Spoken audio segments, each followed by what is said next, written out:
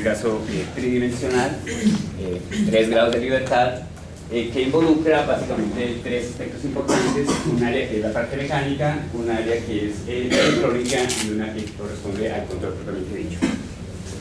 Entonces, la metodología que vamos a desarrollar pues refiere a que inicialmente pues hacemos una justificación de nuestro trabajo. Posteriormente nuestro compañero Edwin Torres hará un análisis desde el punto de vista mecánico del sistema, y finalmente nuestro compañero Gerson León estará haciendo el análisis de lo que tiene que ver con la electrónica y el control. Bien, ¿por qué desarrollamos este tipo de propuesta? Entonces, para desarrollar este tipo de propuesta tenemos en cuenta nosotros varias cosas. La primera es que nosotros estamos en un entorno en el que se requiere, digamos, apropiar y desarrollar tecnología en lo que tiene que ver con este tipo de sistemas de posicionamiento tanto tridimensional como bidimensional. En este caso, por ejemplo, el sector de carrocerías en la región es un sector muy importante, y en ese sentido pues, el desarrollo de un sistema bidimensional para nosotros es de fundamental importancia, y por supuesto está también lo que tiene que ver con el sistema tridimensional. Dentro del prototipado rápido pues, es importante pues, ver que la posibilidad que tenemos nosotros de manejar un sistema tridimensional manejando pues, los 3 ejes.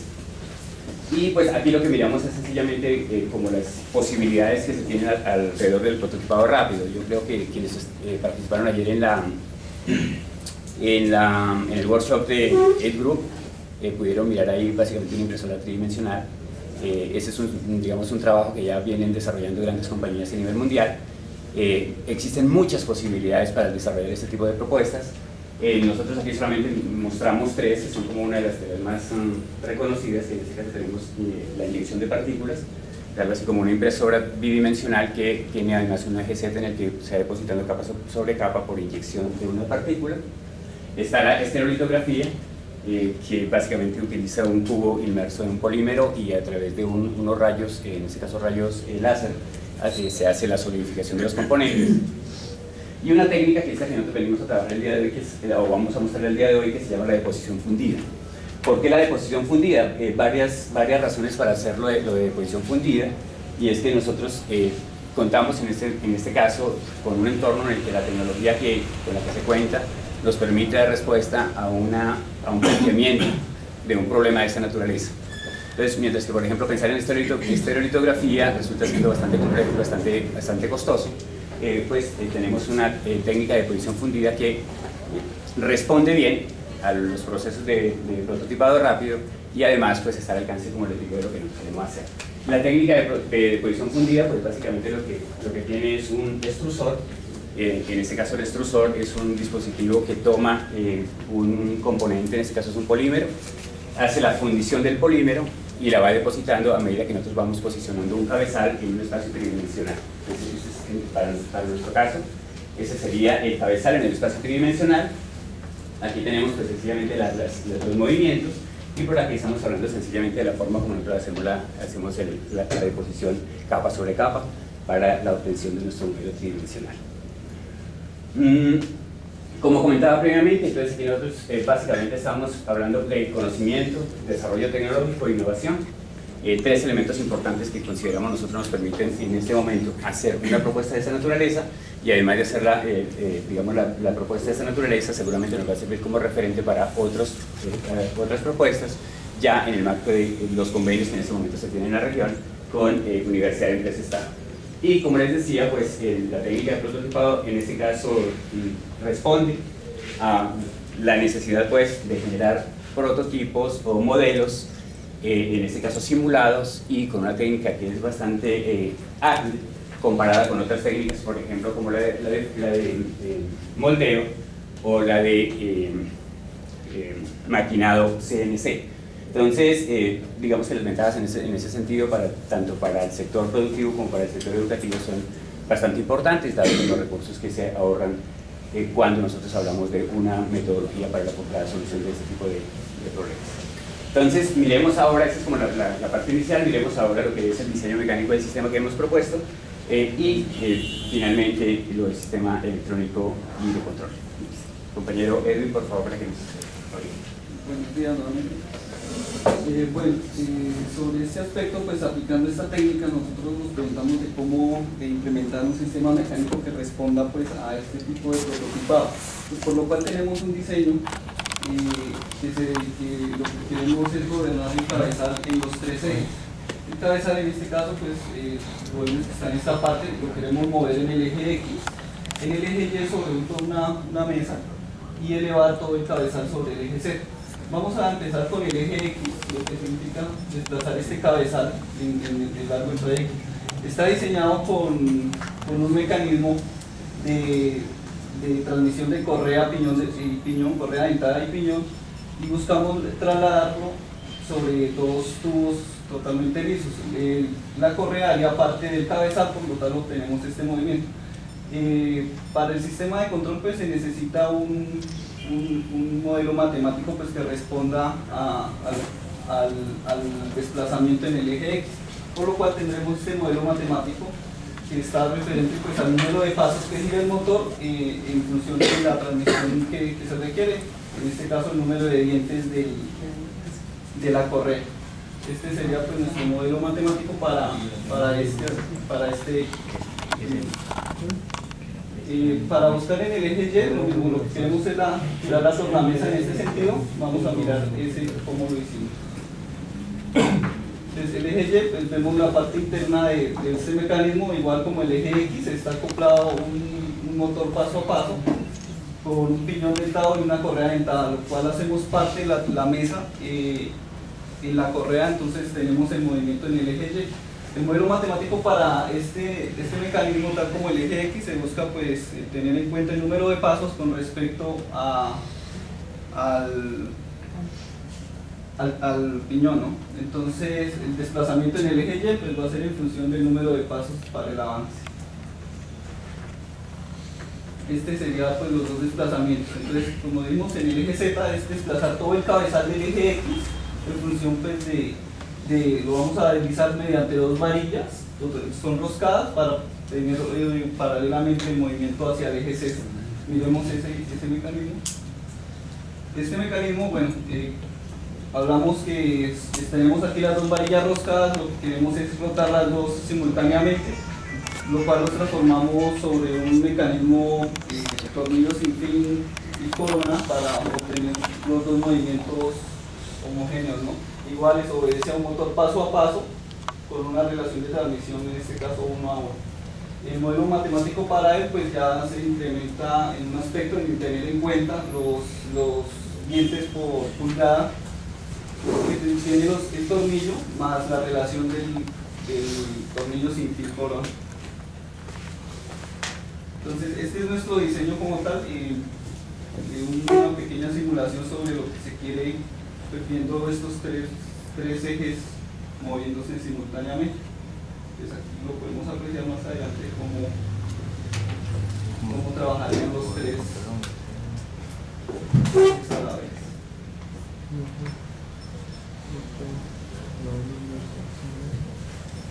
Ahí vemos el desplazamiento en el eje X, el eje Y, haciendo pues una ruta en este caso sobre estos dos ejes y finalmente un desplazamiento en el eje Z.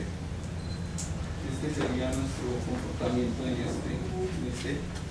Bien, en este caso, aquí se muestra el extrusor, como lo veíamos previamente. El extrusor básicamente tiene tres componentes de diseño que consideramos son los más importantes. En el primer caso tenemos un tiempo de respuesta del sistema. El extrusor es un elemento de aluminio sólido que nos permite fácilmente el flujo de energía entre los elementos emisores y el material que se va a fundir. En este caso el material que va a fundir fluye a través del aluminio y entonces tenemos nosotros la posibilidad de hacer la transferencia para la fundición. Entonces, ¿qué se quiere ahí? Un primer análisis del tiempo inicial de respuesta. Entonces, el tiempo inicial de respuesta pues sencillamente tiene en cuenta el material que es el aluminio, la masa del aluminio y la temperatura inicial, que normalmente es temperatura ambiente, y la temperatura final, que está por el orden de los 175 grados centígrados aproximadamente. Y lo que nosotros vamos aquí a hacer el modelamiento matemático para establecer el tiempo de respuesta. Ahora más adelante damos unos datos referentes a eso. El otro componente importante es el análisis del aislante térmico. El aislante térmico, bueno, este es un sistema en el que queremos es que las pérdidas sean las menores posibles.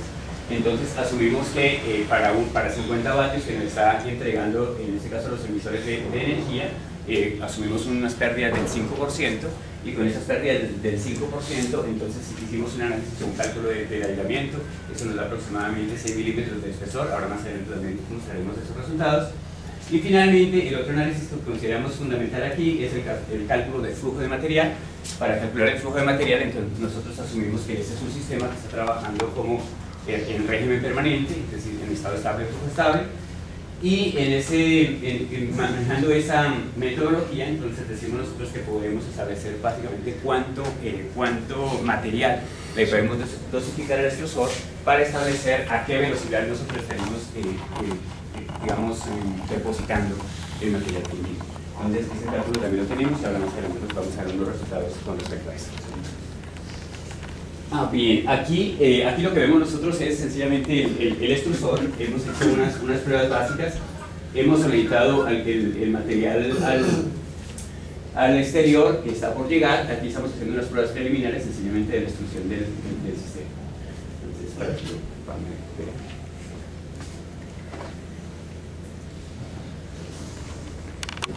Bueno, como datasheet de esta impresora, entonces tenemos una resolución de movimiento en el eje X de 0.4 milímetros por paso, lo que conlleva que a cada 1.8 grados del motor en el eje X tenemos un desplazamiento de 0.40 milímetros. A esto hacemos referencia. La relación del movimiento en el eje Y está aproximadamente igual al eje X de 0.4 milímetros por paso. La resolución del eje Z ya estamos hablando de 0.3 micrómetros por paso. Entonces lo que vamos a llevar es una mejor precisión en la impresión de capa sobre capa.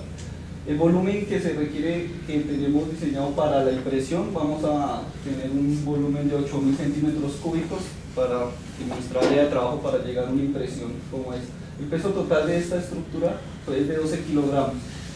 Se ha manejado pues, un aislante, como ya lo dije primero, para el extrusor de 6 milímetros de espesor y con un material en lana de roca.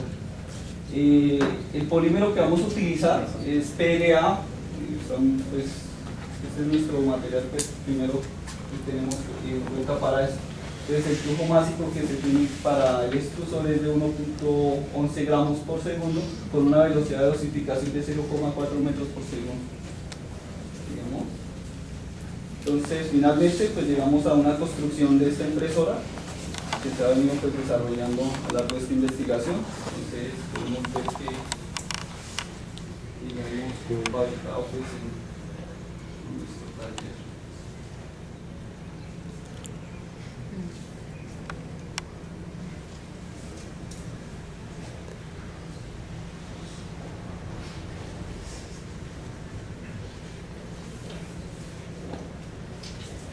Hacemos pues un ensamble de todas las piezas ya. Es algo que es muy sencillo de fabricar.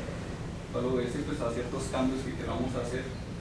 Lo importante es que nos obedezca a las posiciones que queremos. Este sería nuestro producto. Entonces, esto en cuanto a la parte mecánica, la tendríamos definida así. Lo interesante ahora viene es en cómo programar estos tres ejes, los cuales va a hablar mi compañero Arturo. Bueno, muy buen día para todos. Continuando el lineamiento desde la parte mecánica, como vimos, en cada eje se ubica un motor paso a paso. Además, el extrusor va a estar gobernado por otro motor paso a paso. Lo que hacemos, en primer lugar, es definir los actuadores. Serán 4 motores paso a paso unipolares de 200 pasos que me gobernarán los 3 ejes y el extrusor. Además, para unir el material necesitamos 3 referencias de potencia de 30 vatios. Necesitamos unas etapas de potencia entre la etapa de control y los actuadores. Para eso, usamos el circuito integrado controlador de motor paso a paso BL297, el cual, a partir de una señal de reloj o de paso para el motor y una señal de sentido, nos entrega 4 señales que van a ir a unos amplificadores que controlarán la corriente que se le dará a las bobinas del motor.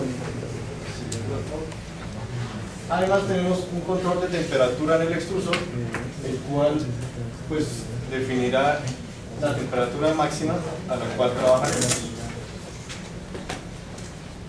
Estos pues son unos montajes hechos. Las tarjetas están en proceso de construcción en circuito impreso. Vemos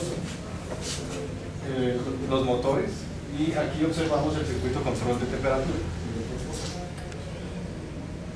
Bueno, el cerebro principal de la electrónica de la máquina se basa en la tarjeta de control Sanguino de la plataforma Arduino. Es una plataforma de hardware y software libre, la cual nos permite hacer la comunicación entre el computador y la impresora como tal. Esto pues manejando un protocolo serial RS232. Vemos el circuito montado de la tarjeta de control, es un microcontrolador Atmel. Y los sensores que disponemos son un sensor de temperatura, un termistor de 300 kiloohmios y unos sensores ópticos y finales de carrera al inicio y final de cada eje. Bueno, esto por la parte electrónica. Ahora miramos la parte de control, la cual, en primer lugar, como sabemos, la impresora pues, va parte de un modelo CAD diseñado en un programa como puede ser SolidEdge, SolidWorks. Este tipo de programas nos permiten guardar el archivo en un archivo .stl o estereolitografía para prototipado rápido, el cual me configura la pieza y la geometría y la triangula de acuerdo a una especificación que él tiene. Posteriormente usamos un software libre llamado RevSnapper, el cual me toma el anterior archivo STL y lo convierte a un código G especial para prototipado rápido. Este código me da las coordenadas en X y Y, las cuales, como vemos, lo que queremos hacer es un movimiento capa por capa. Manejamos una constante en el eje Z para la capa. Siguiente, por favor. La comunicación entre el computador y la tarjeta Arduino, como dije, se basa en la tarjeta FTDI Basic, el cual a partir de mini USB me convierte al protocolo estándar RS232. La plataforma Arduino, pues como dije, es de hardware y software libre. Nos permite programar un código tal que controle los 3 ejes, el extrusor y además nos permite realizar una estrategia de control. Siguiente, por favor. Aquí observamos un ejemplo de cómo sería una capa de la máquina. Vemos la posición en X y Y, un estándar de 30 milímetros por lado del cuadrado. Observamos que respondió al requerimiento que teníamos, de que los motores establezcan el paso y la longitud deseada. Ahora hablamos de una estrategia de control.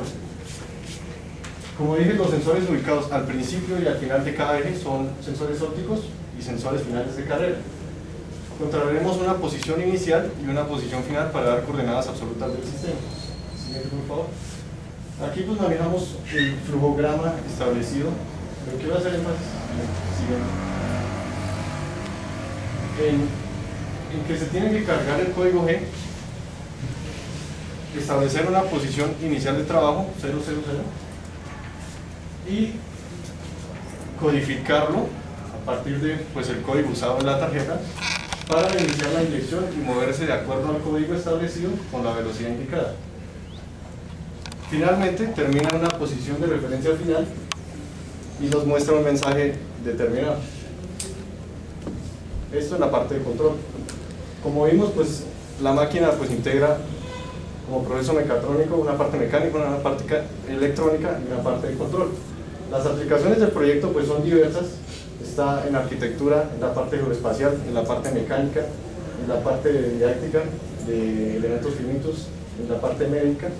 Entonces pues el proyecto tiene gran aplicación y vemos que en la industria es muy requerido. Pues ya para concluir, observamos que el diseño pues, satisface las necesidades de movernos en 3 ejes, X, Y y Z, además de que el extrusor pues, puede fundir el material que seleccionamos. Entonces en un futuro pues, necesitamos hacer el acople del extrusor con el posicionamiento para poder determinar las características de la pieza ya determinada, y pues pensamos implementar una estrategia de control avanzado, la cual me controle la posición en cada eje y permita una corrección de la posición constante. Agradecemos su atención prestada.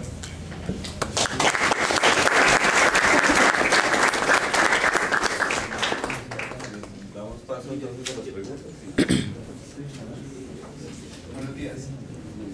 Me gustaría que de pronto me aclaren un poquito dentro de las especificaciones